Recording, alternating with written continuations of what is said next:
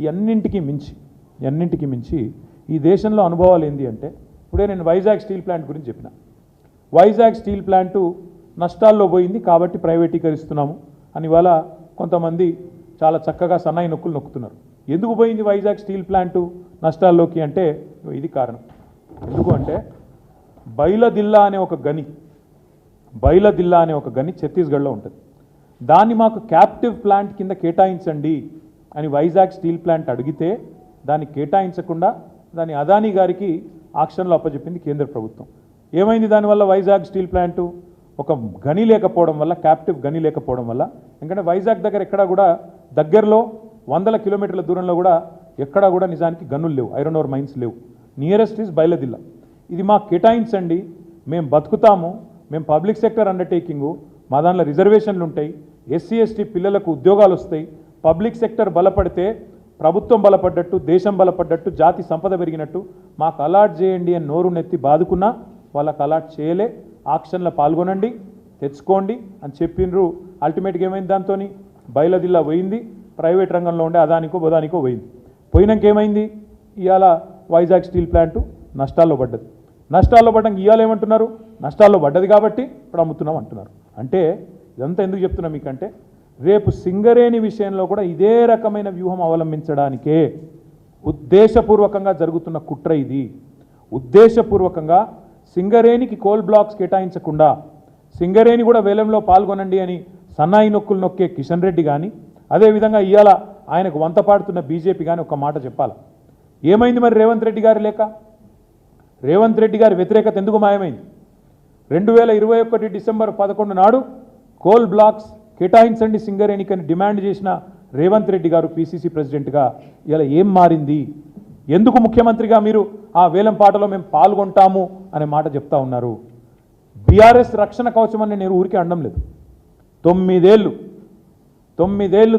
ఏళ్ళు కేంద్ర ప్రభుత్వం మా మెడ మీద కత్తి పెట్టినా మేము ఈ బొగ్గు గనులు ఆక్షన్ కాకుండా చూసినాం, ఎవరు వేయకుండా చూసినాం. ఎందుకంటే ఇది జాతి సంపద.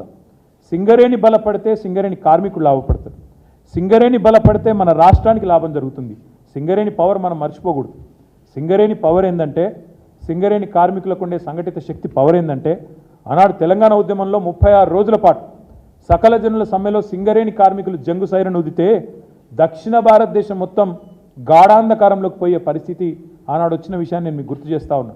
ఆనాడు కిరణ్ కుమార్ రెడ్డి గారు ముఖ్యమంత్రి, ఆయన పిలిచి బతిమలాడిన మమ్మల్ని అందరినీ, మీరు దయచేసి ఒప్పించండి, మీ బొగ్గుగని సంఘాన్ని ఒప్పియండి, దయచేసి వాళ్ళని విరమింపజేయండి, అదేవిధంగా మిగతా సంఘాలతో కూడా మాట్లాడదాం, తెలంగాణ విషయానికి దీనికి ఏం సంబంధం, వాళ్ళని దయచేసి ఒప్పించండి అని చెప్పి వారు ఆనాడు రిక్వెస్ట్ చేసినారు. ఇప్పుడు కూడా నేను అనేది అదే, ఎట్లయితే వైజాగ్ స్టీల్ ప్లాంట్ను ఖతం చేసినరో, ఎట్లయితే క్యాప్టివ్ మైన్ ఇవ్వకుండా ఖతం చేసినరో, అదే ప్రయత్నం ఈరోజు కాంగ్రెస్ బీజేపీ కలిసి చేస్తూ ఉన్నాయి. ఇది తెలంగాణ ప్రజలు అర్థం చేసుకోవాలా. కాంగ్రెస్ ఆనాడు మీరు ఆలోచించండి, మళ్ళీ చెప్తా ఉన్నాను నేను, 16 ఎంపీలతో ఏమవుతుంది అన్నారు. ఇలా 16 ఎంపీలతోని వైజాగ్ స్టీల్ ప్లాంట్ ప్రైవేటీకరణ ఆగింది. కానీ అదే 16 ఎంపీలు 8 పంచి బ్రహ్మాండంగా కాంగ్రెస్కు బీజేపీకి ఇస్తే వాళ్ళు కూడా సింగరేణిని అట్లే నిట్ట నిలువున ఇవాళ నిలువు దోపిడీకి శ్రీకారం చుడుతూ ఉన్నారు. మనకు క్యాప్టివ్ మైన్స్ ఇవ్వడం లేదు అంటేనే గుజరాత్లో ఇచ్చి, ఒరిస్ట్రాలో ఇచ్చి, తమిళనాడులో ఇచ్చి మనకు మాత్రమే ఇస్తలేరంటే ఇక్కడి ఎంపీల అశక్తత, ఇక్కడి ప్రభుత్వం అశక్తత. కేసీఆర్ ఉన్న నాళ్ళు సాహసం చేయలే, కేసీఆర్ ఉన్న రోజులు వేలం పాట పెట్టలే. ఇలా వాళ్ళే చెప్తున్నారు కదా, కేసీఆర్ 9.5 ఏళ్ళు అడ్డుకున్నాడు, వాళ్ళే చెప్తున్నారు. ఎందుకు అడ్డుకున్నాడు కేసీఆర్? సింగరేణిని కాపాడాలని అడ్డుకున్నాడు.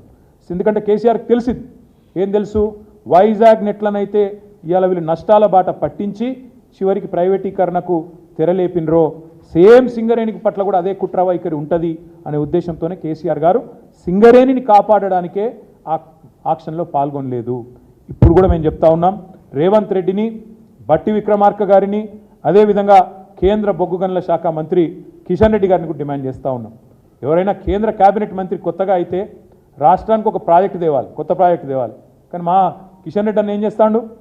ఉన్న వాటిని అమ్ముకునే ప్రయత్నం చేస్తూ ఉన్నాడు. 16 ఎంపీల పవర్ ఏందో ఇలా మీరు గమనించాలని చెప్పి తెలంగాణ ప్రజలకు కూడా విజ్ఞప్తి చేస్తూ ఉన్నా.